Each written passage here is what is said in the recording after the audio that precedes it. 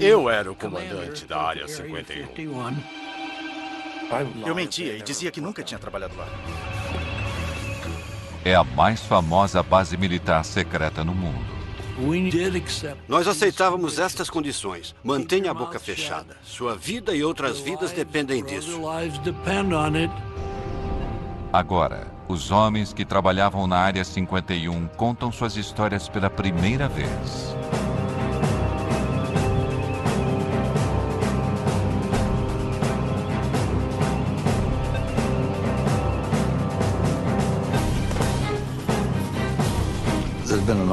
Houve uma grande quantidade de informações erradas, alimentadas pela curiosidade natural das pessoas. Quem não sabe o que está acontecendo quer descobrir.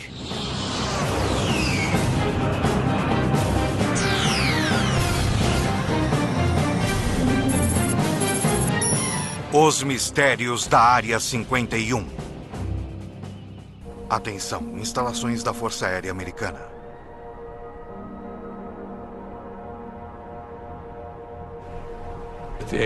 A CIA nunca admitiu e nunca irá admitir que existiu uma Área 51. Ponto final.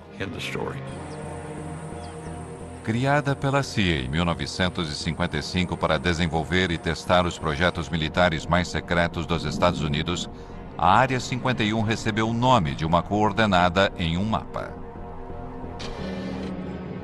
Embora oficialmente ela não exista, imagens atuais de satélite do deserto de Nevada mostram 7 pistas e mais de 25 hangares. Envolta em segredos, o acesso sempre foi muito restrito. Mas, finalmente, os primeiros programas que deram início a tudo estão sendo liberados e lembranças podem ser trazidas à luz.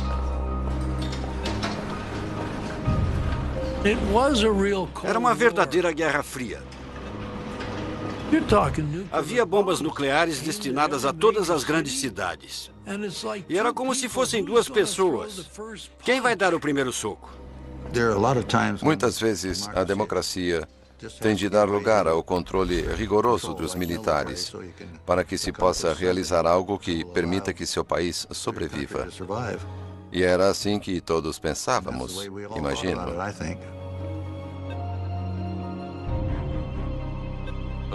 Quando tínhamos uma reunião, lápis e papel não eram permitidos. Os pilotos não podiam conversar entre eles.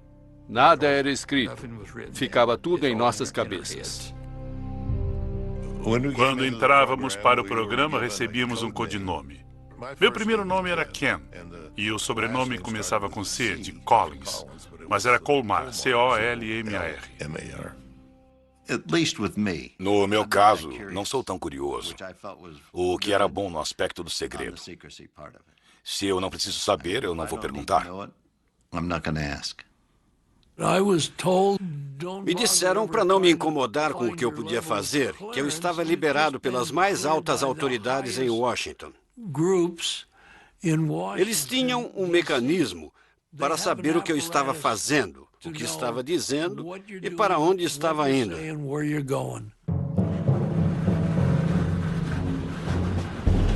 A base foi construída em torno de um lago seco conhecido como Lago Groom. O lugar oferecia vantagens óbvias.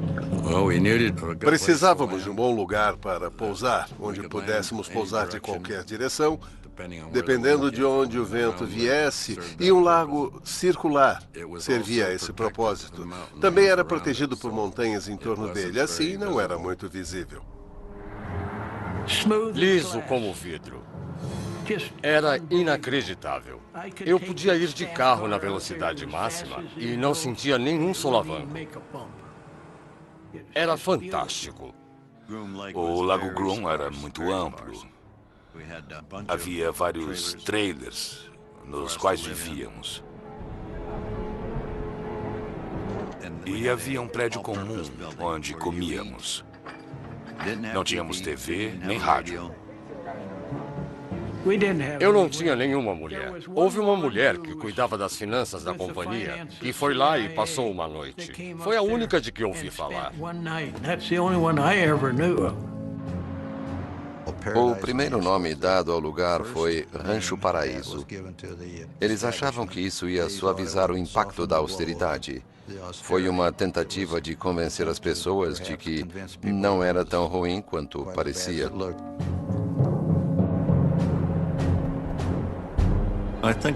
O encanto da Área 51 é que apenas tinha um trabalho a fazer.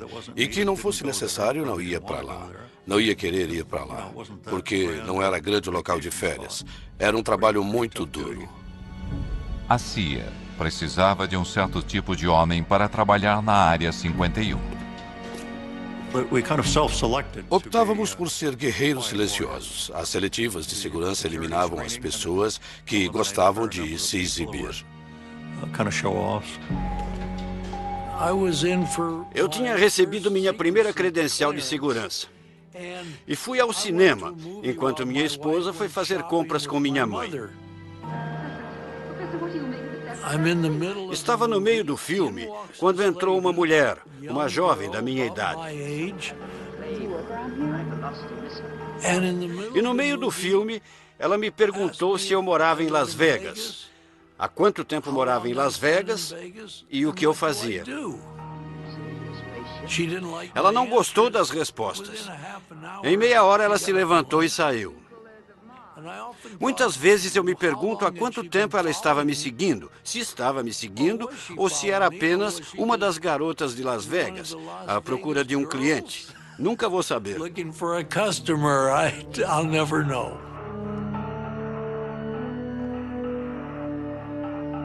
Não nos disseram o que ia ser, não tínhamos ideia.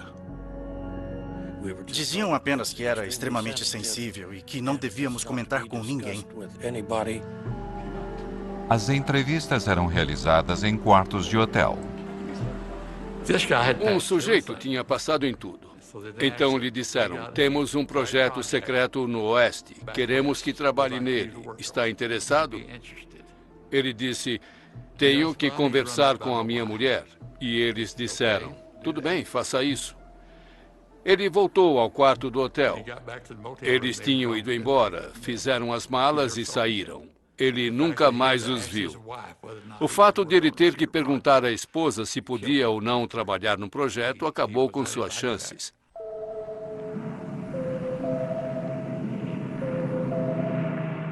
A Área 51 foi criada para um projeto ultra-secreto chamado Aquatone. Em 1955, homens da CIA, da Força Aérea e de uma divisão secreta da Lockheed vieram ao Rancho Paraíso para começar a trabalhar.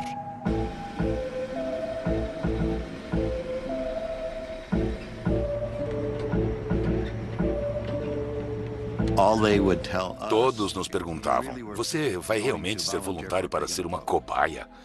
E a maioria das pessoas não aceitava, mas eu aceitei. E sabíamos que tínhamos que usar trajes pressurizados. Tinha que ser alguma coisa envolvendo altitude.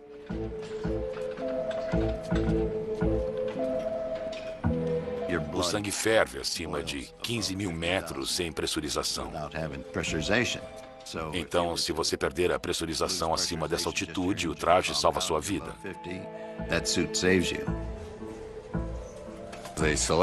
Escolheram um fabricante em Boston que fez os trajes sob encomenda. Tinham de ser feitos sob medida, bem justos. Por isso fomos ao David Clark, que fazia sutiãs para a Sears. Sei que algumas pessoas estavam animadas porque era emocionante, mas eu não. Eu mal podia dormir, ler um livro ou pensar sobre o que eu ia fazer, porque algumas das missões não eram nada simples. Tínhamos que voar de uma certa maneira para conseguir fazer as coisas. Cada quilo extra, até mesmo as rodas, podiam limitar a capacidade do U-2 de voar alto. Todo o combustível ficava na asa, não tinha como não arrastar a ponta no chão. Então as rodas mantinham as asas levantadas e assim que elas tinham sustentação, as rodas caíam e eu já decolava subindo em espiral.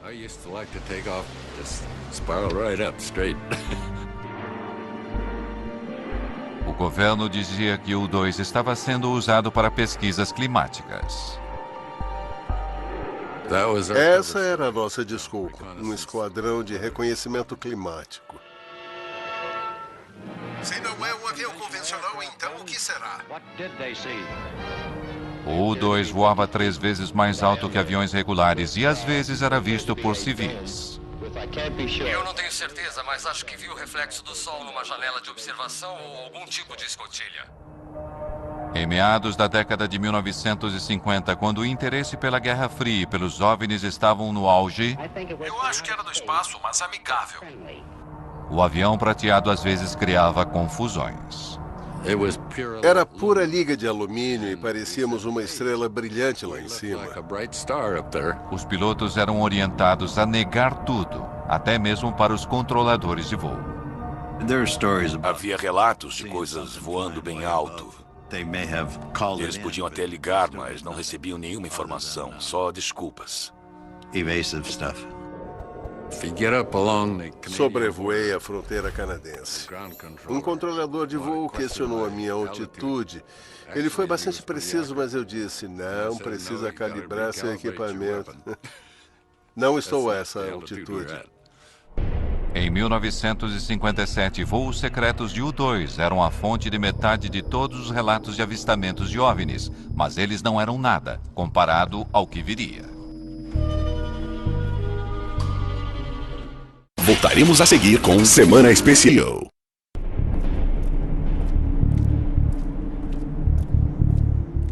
A Área 51 era tão remota que a maioria dos funcionários vinha semanalmente de Burbank ou Las Vegas.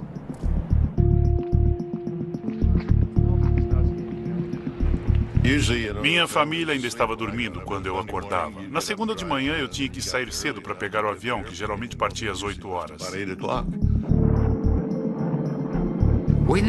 Nunca sabíamos como seríamos levados até lá. Brincávamos dizendo que numa semana voávamos com bombas e na semana seguinte com galinhas. Não sabíamos o que estava no compartimento de carga do avião. Quando descíamos do avião, passávamos pela segurança e eles conferiam nossos crachás para garantir que éramos as pessoas certas. Faziam isso sempre. Tinha uma segurança muito boa.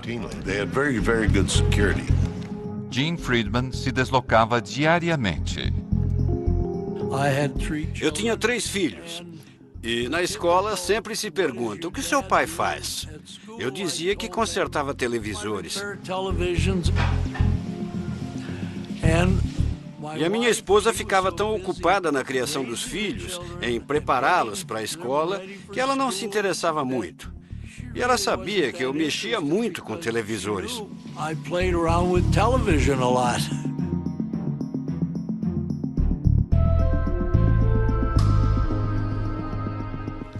Era bom. Tínhamos uma vida boa. Embora às vezes ele não voltasse para casa durante uma semana. Mas ele ligava, avisando que tinha que trabalhar. E as crianças, especialmente a minha filha, dizia, cadê o papai? Teve que fazer hora extra? Eu não sabia o que ele fazia. Era uma rotina estranha. Eu voltava para casa à noite. Minha mulher perguntava, como foi seu dia hoje? E eu dizia, não foi ruim. Consertei algumas TVs. Quer dizer, ninguém vai falar. Ah, querida, conseguimos detectar a seção transversal do avião mais secreto do mundo nos mínimos detalhes. Tá bom. E o que você fez hoje? Nada. Não podíamos nem tocar no assunto. Vamos encarar a realidade sem pânico. Esta é a nossa realidade. Algum dia, bombas atômicas podem ser lançadas em nossas cidades. A insistência no sigilo total era motivada pela paranoia da Guerra Fria e o temor generalizado de que a União Soviética poderia destruir os Estados Unidos. Um lado desconfiava do outro e o país tinha medo de ser dizimado por um ataque nuclear. Não se confiava em ninguém, nem mesmo nos pilotos de teste da Área 51. Em 1963, o avião de Ken Collins caiu em uma missão de treinamento. Uma semana depois, me perguntaram se eu concordaria em ser hipnotizado. Queriam descobrir se eu não tinha esquecido alguma coisa. Eu concordei. Então, eles trouxeram um psiquiatra importante de Boston.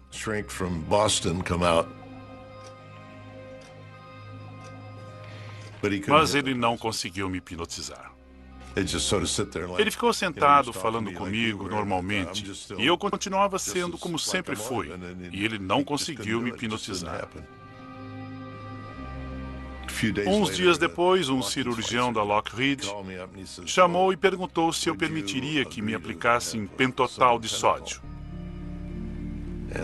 Eu disse que sim, que faria sem problemas. Eu disse à minha esposa que estava indo para Lockheed trabalhar. E ela disse, é domingo, você nunca trabalha no domingo. Eu disse que era um dia especial e ela concordou. Às 6 da tarde, eles me levaram para casa e eu ainda estava sob a influência do pentotal de sódio. Eles me puseram na cadeira da sala de estar, se despediram e saíram. Não falaram nada para minha esposa. Tinham levado meu carro, deram a chave. Ela ficou uma fera. Pensou que eu estava bebendo com os caras. Mas no fim concluíram que tudo que eu tinha dito era verdade.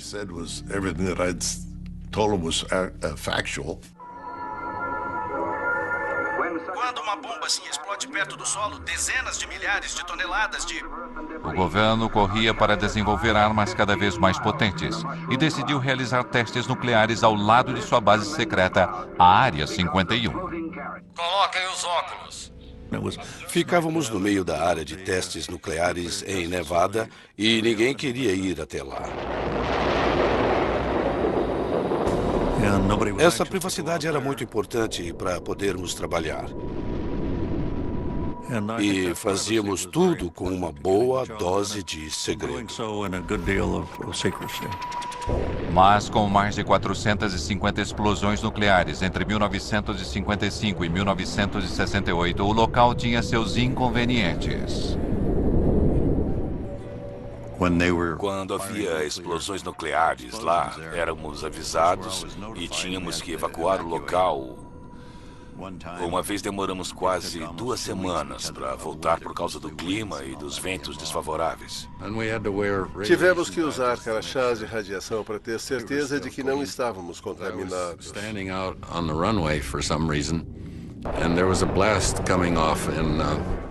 Eu estava na pista de decolagem e houve uma explosão em Yucca Flats. E eu vi ondas no solo vindo na minha direção.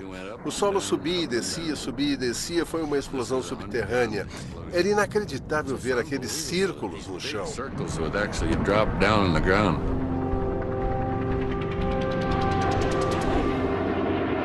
Diante das pressões da Guerra Fria, os Estados Unidos temiam que o U-2, o principal projeto da Área 51, já estivesse se tornando vulnerável aos mísseis soviéticos.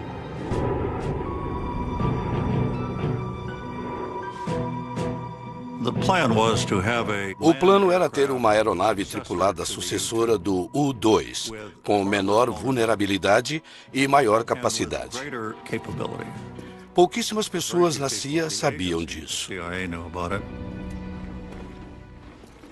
No final dos anos 50, a Área 51 tinha um novo projeto ultra secreto. Em 1958, comecei a trabalhar no que era chamado de Oxcart. Em 1960, me avisaram que eu tinha sido selecionado para uma espécie de programa de astronauta. Era uma aeronave que propusemos à CIA, que iria voar em altitudes muito elevadas, cerca de 27 quilômetros de altitude. A intenção inicial era voar o mais rápido e o mais alto possível, dificultando ao máximo a detecção de radares. Voávamos tão rápido que, se você estivesse na Califórnia, voando no sentido norte-sul, e fizesse uma curva naquela velocidade e naquela altitude, Não ia continuar no estado da Califórnia. Era tão rápido que você sairia do estado.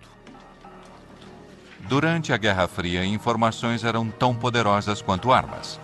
O Oxycart deveria ser a grande ferramenta de espionagem americana. O primeiro avião invisível do mundo voaria mais alto e mais rápido que um míssil. Milhares trabalharam no projeto do avião nas instalações da Lockheed em Burbank, na Califórnia.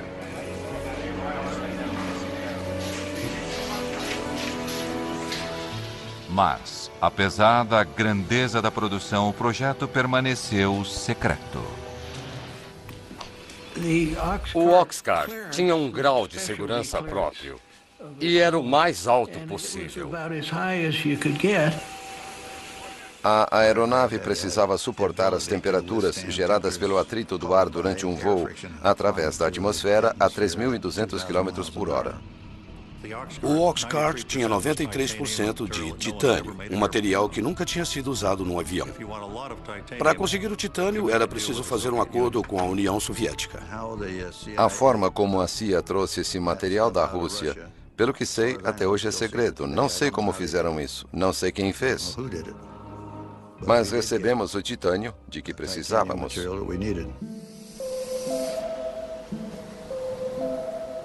Quando o protótipo do Oxcart ficou pronto, o governo precisava levá-lo da linha de produção na Califórnia até a Área 51.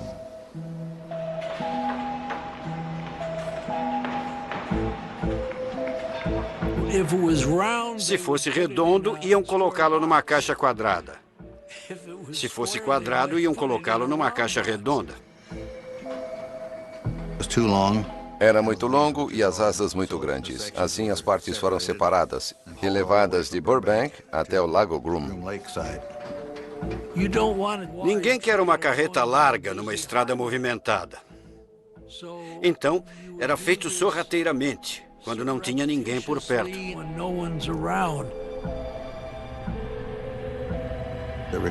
Foi preciso ajuda da Polícia Rodoviária da Califórnia, de Nevada, da CIA e de muito mais gente.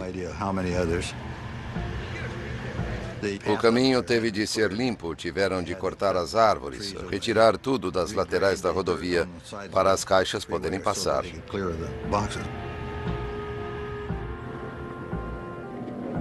Eles não podiam saber o que estava nas caixas, mas tinham de saber que era uma coisa que tinha de ser protegida e mantida em segredo. Foi uma operação bem grande para levá-lo até o Lago Groom.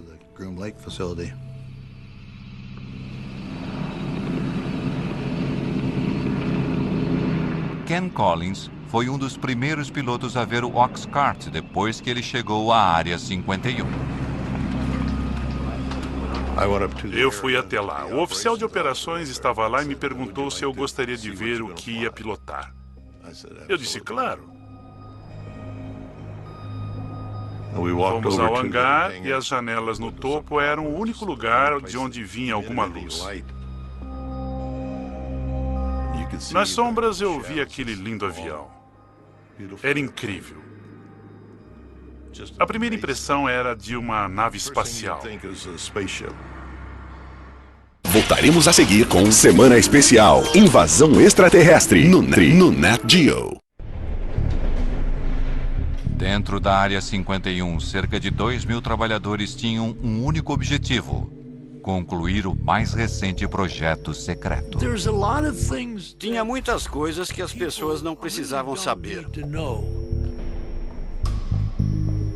É por esse motivo que existia tanta mística em torno da Área 51. Eles não sabiam o que estava acontecendo.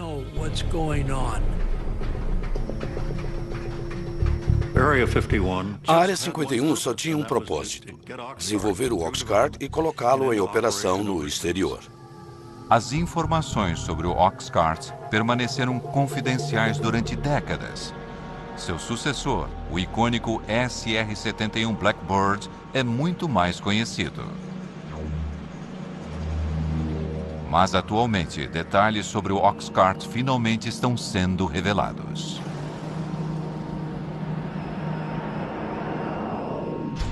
O Oxcart foi o primeiro avião furtivo do mundo, projetado para ser virtualmente invisível aos radares inimigos.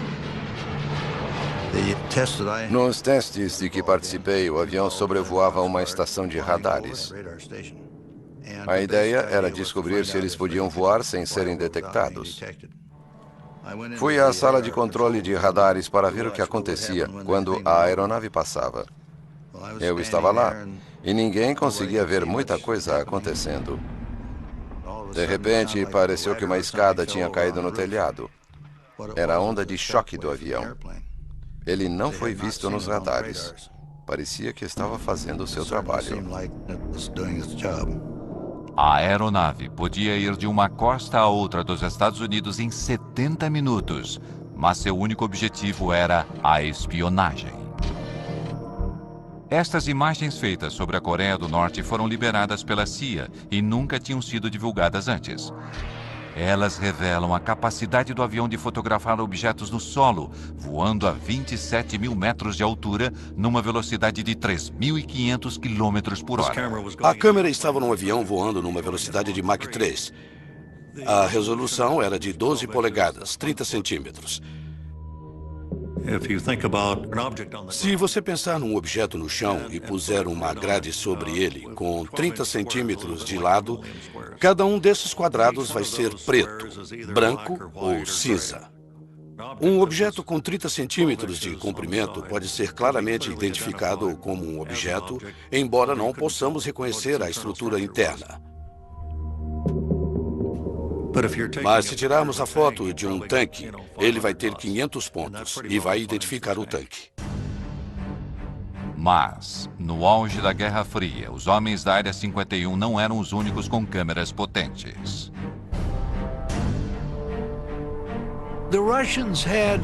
Os russos tinham de 4 a 6 do que chamávamos de latas de cinzas. Tínhamos uma estação de monitoramento de satélites e éramos avisados do momento em que o satélite deveria passar. Quando se aproximavam da nossa região, fechávamos tudo. Tínhamos galpões de emergência. Se um avião estivesse a céu aberto, quando o satélite estivesse se aproximando, era rapidamente levado para esses edifícios. Mas, às vezes, um modelo do Oxcart era colocado sobre um pilar para que suas propriedades furtivas pudessem ser testadas. E com os soviéticos espionando do alto, isso representava um problema. Era muito difícil disfarçar um avião em cima de um poste quando o satélite passava. O pessoal da segurança não queria que eles vissem. Não tínhamos outra opção a não ser tirar a maquete de lá e colocá-la no hangar. E depois colocá-la de volta no lugar.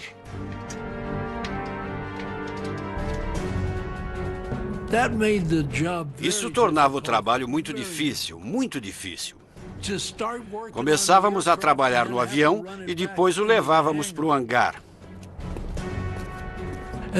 E era um tal de guardar e tirar, guardar e tirar. Era um grande incômodo. Apesar dos esforços para esconder o avião secreto, agentes de inteligência descobriram que a União Soviética tinha um desenho do avião e tinha encontrado uma forma de detectar o Oxcart. Fazíamos a maioria dos testes durante o dia. A radiação do sol aquecia tudo, menos a sombra. Se deixássemos a maquete ali durante meia hora, ela deixaria uma sombra que uma câmera infravermelha conseguiria captar. Assim, os homens da Área 51 passaram a criar aviões falsos para enganar os soviéticos. Sabíamos que o satélite ia passar e desenhávamos o contorno de algum tipo de avião exótico na frente de um dos hangares. A maioria era de papelão. E um pouco antes de o satélite passar, colocávamos um aquecedor na traseira para mostrar um sinal de calor, como se o avião tivesse acabado de pousar. Queríamos que pensassem que tínhamos alguma coisa que eles não tinham. E eles, com certeza, investiram muito tempo e dinheiro tentando descobrir o que era. Em Washington, objetos fantasmagóricos pontuaram as telas dos radares. Engodos criados para proteger o Oxcart alimentaram os rumores sobre a Área 51. Caças passaram várias horas perseguindo os objetos vistos no radar. Realizamos 2.850 missões partindo da Área 51 sem que ninguém soubesse. O avião não existia e, naturalmente, dependendo da luz do sol, era visível e acabava se tornando um avistamento de OVNI. O general Sandford, diretor de inteligência da Força Aérea, confirmou que os objetos não são armas secretas americanas e afirmou que a Força Aérea vai investigar. Isso foi na época em que a Força Aérea conduzia o projeto Blue Book, investigando os avistamentos de OVNIs. Eles começam a investigar e, de repente, encontram uma parede de segurança. Disseram que era uma missão ultra secreta, tinham que inventar uma história e esquecer que aquilo tinha acontecido. Recebemos e analisamos entre 1.000 e 2.000 relatórios. Assim, os pobres coitados do projeto Blue Book tiveram que inventar uma história para explicar os avistamentos. Com todo respeito à Força Aérea, acredito que alguns deles sejam de origem interplanetária. Os controladores de tráfego aéreo tiveram de ser alertados para não relatarem algo se movendo tão rápido no espaço aéreo americano para não alarmar as pessoas. Os pilotos comerciais criavam problemas.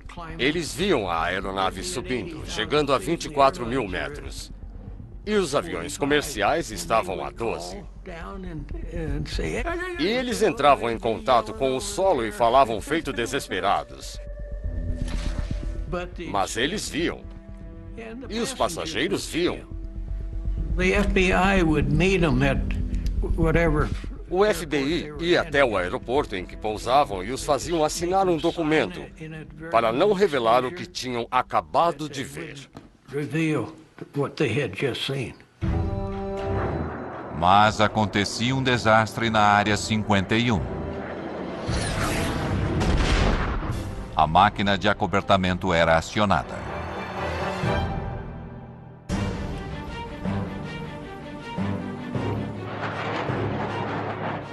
Apesar dos segredos que envolveram Oxcart, indícios de uma falha inicial estão finalmente vindo à luz décadas depois. Era um teste subsônico de motores em baixa altitude. Tive problemas para acelerar até Mach 3. Voei para o norte da área, subi para 7.600 metros, virei para o sul e comecei a entrar nas nuvens. Alguma coisa não estava certa. O avião embicou, ficou invertido e entrou em espiral. Não dava para recuperar.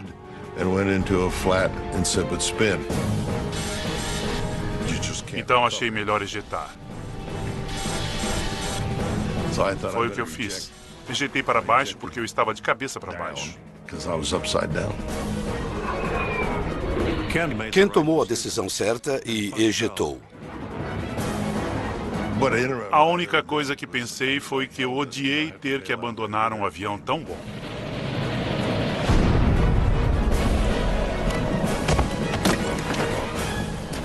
Ele desceu em algum lugar perto de Wendover, Utah. Eu pousei, recolhi o paraquedas, porque achei que ia precisar dele. Talvez tivesse que passar a noite ali e ia dormir dentro dele.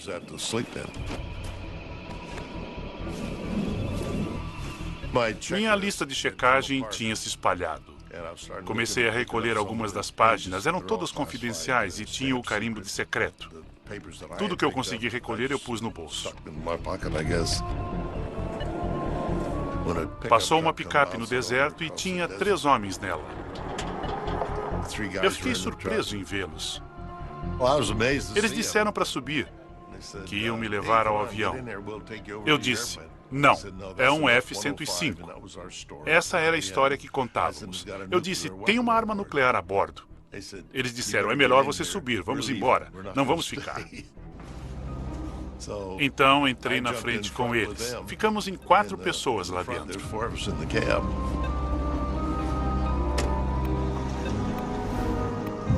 Não sei onde eles achavam que estávamos indo. Se a bomba explodisse, estava tão perto que não teria feito qualquer diferença.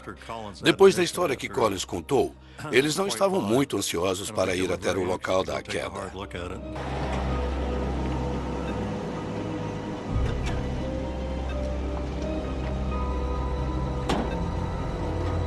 Tínhamos um número de telefone para essas emergências. Fiz uma chamada rápida. Me identifiquei, só precisavam saber disso e eu lhes disse onde estava.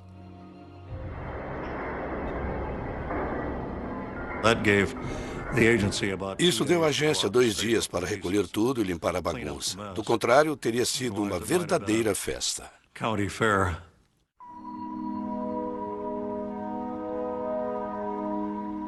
Esta é a primeira vez que fotos do esforço do governo para limpar o local do acidente são reveladas.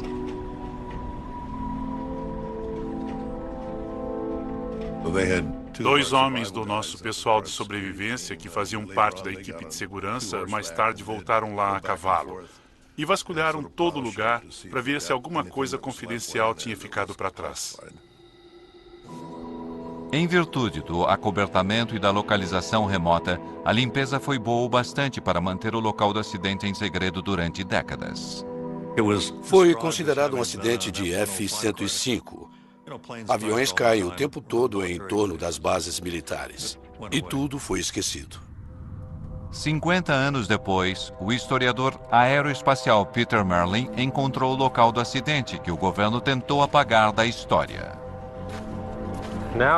Agora estamos de fato no campo de destroços. Durante o processo de limpeza do local, as peças maiores foram cortadas com maçaricos e levadas para a Área 51 num avião de carga. Ele examinou o deserto durante anos, usando informações de documentos liberados. Este memorando secreto foi liberado pela CIA. Ele diz: todos os vestígios de 123 foram retirados do local do acidente. Minha experiência com locais de acidentes diz que sempre resta alguma coisa. Esta peça aqui faz parte da estrutura da asa. O A é de A12, W indica a asa, e 667 era o número do desenho. Isto é do interior da cabine, é o selo de inspeção.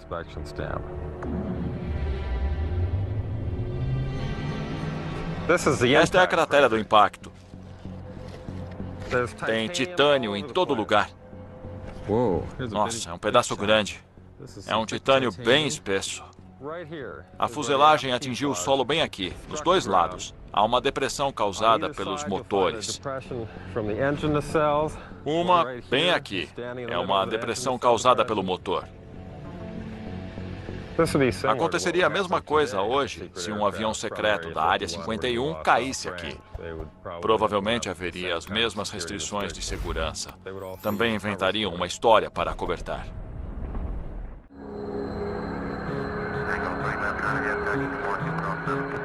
Aeroporto McCarran, Las Vegas. Dias de hoje. Um hangar particular para jatos não identificados. Diariamente, funcionários continuam fazendo a mesma viagem para a Área 51, que ocorre desde os tempos do U-2 e do Oxcart. Esses primeiros programas tornaram a Área 51 um lar permanente para projetos secretos americanos. Se você procurar nos registros, nunca houve um voo sequer no Lago Groom. Nada era o que parecia ser. Voo 963, liberado para decolar. E o mistério continua até hoje. O orçamento militar anual para projetos secretos militares é de 41 bilhões de euros. O nível mais alto na história dos Estados Unidos. Mas nem mesmo aqueles que já sacrificaram tanto pela Área 51 conhecem os segredos. Gostaria de saber o que estão fazendo, mas não sei. Ouvi falar até que a Área 51 serve de acobertamento para uma área muito mais secreta. Eu não sei. Também não posso confirmar isso. Não tenho ideia. Gostaria de saber. O sigilo e os acobertamentos continuam alimentando os rumores. Há muitas situações que as pessoas não podem saber que não são verdadeiras. Por isso, existe uma grande quantidade de informações falsas alimentadas pela curiosidade natural das pessoas. Se você não sabe o que está acontecendo, quer descobrir. Muitas vezes, até mesmo a especulação mais absurda contém uma ponta de verdade. Dizem que existem câmaras subterrâneas lá, túneis que vão até Las Vegas.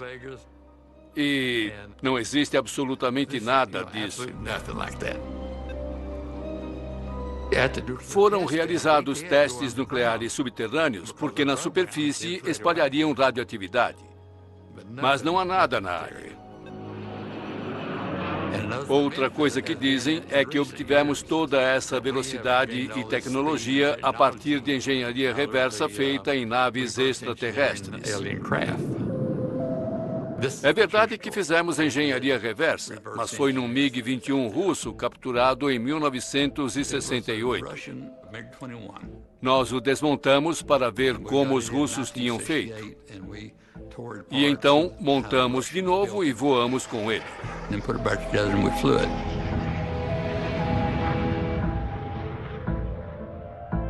Até mesmo a teoria da conspiração de que o governo encenou o pouso na Lua na Área 51 tem um certo fundamento. Na área de testes atômicos, testamos o veículo que enviamos para a Lua. Testamos todos os sistemas de suporte de vida. Os astronautas foram treinados nas crateras das bombas atômicas. Daí surgiram essas histórias malucas.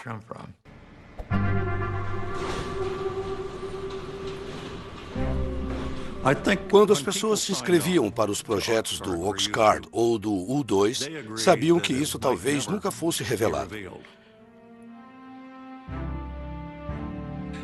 Basicamente, estavam dizendo: ei, olha, é um segredo de família e estamos dispostos a ir para o túmulo com ele. Foi uma honra muito grande ter um trabalho com tanta confiança depositada em mim, em nome do país.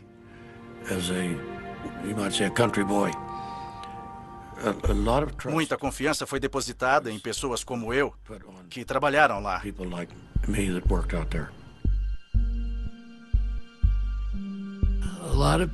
Muitas pessoas dedicaram suas vidas. Algumas famílias se separaram.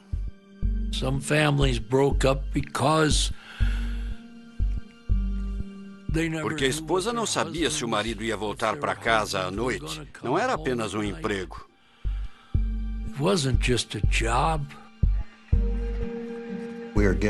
Tínhamos de realizar algumas tarefas. Acreditávamos nisso, fazíamos o melhor possível. Fico feliz com o resultado. Mas quando se trata do que aconteceu na Área 51, a única certeza que temos é a de que nunca saberemos de tudo. Estou contando uns 5% do que aconteceu. Só contei uma parte da história, sério. Tenho que ser sincero. Versão Marshmallow São Paulo.